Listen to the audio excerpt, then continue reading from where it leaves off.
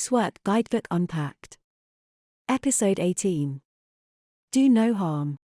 Do No Harm framework for analyzing the impact of aid on conflict is a leading methodology for conflict sensitivity studies.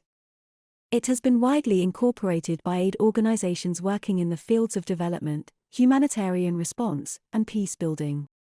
7 key lessons of Do No Harm. Lesson 1.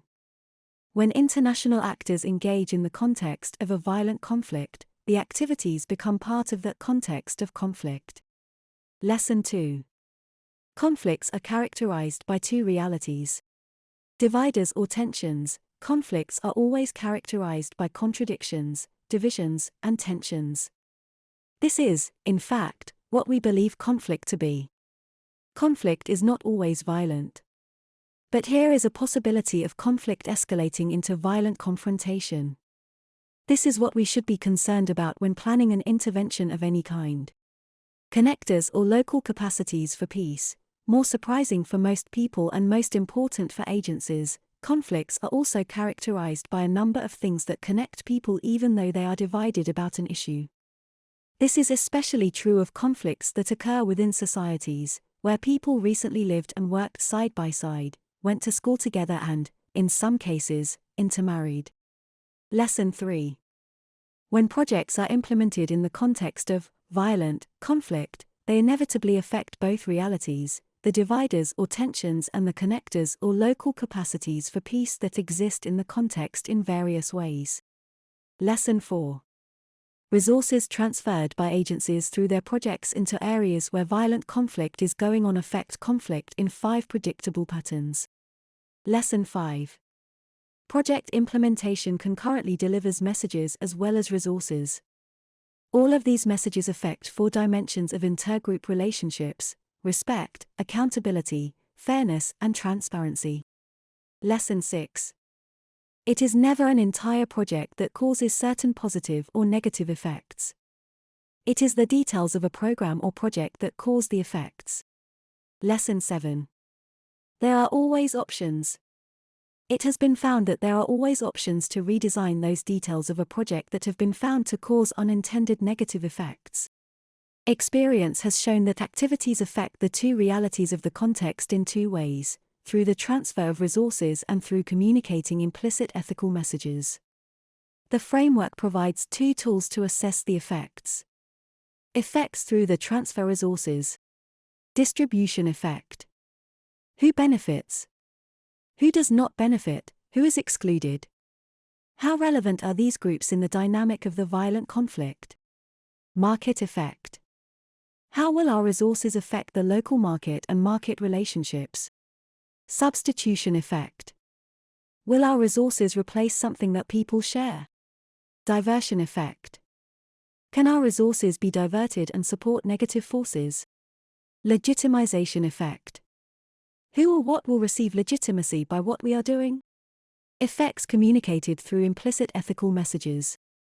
How activities are planned and how we do things also affects the context, as in any situation anything we do communicates messages. The hidden, unintentionally sent, implicit messages often communicate a value. Therefore, DNH has introduced the term implicit ethical messages. The framework suggests that these implicit ethical messages affect 4 dimensions of human relationships. Respect. Does the way we do our work, the way we interact with other people, communicate respect? Accountability. Do people see that we take responsibility for how we do our work and how we engage with other people? Fairness. Does the way we do our work and engage with people display fairness? Transparency. Does the way we do things and how we engage with other people send the message that we are willing to establish transparency? Experience has shown that, unintentionally, certain individual or organizational behavior sends strong messages of disrespect, lack of accountability and transparency, or lack of fairness. Use the Do No Harm framework for programming below for designing or redesigning the project. The 7 steps of Do No Harm programming. Step 1. Understanding the context of conflict. Step 2. Analyze dividers and source of tension. Step 3. Analyze connectors and LCPs. Step 4. Analyze the details of the projects. Step 5. Analyze the project's effects on the context of conflict through resource transfer and implicit ethical messages. Step 6. Generate programming options. Step 7. Test options and redesign program. Strengths and limitations.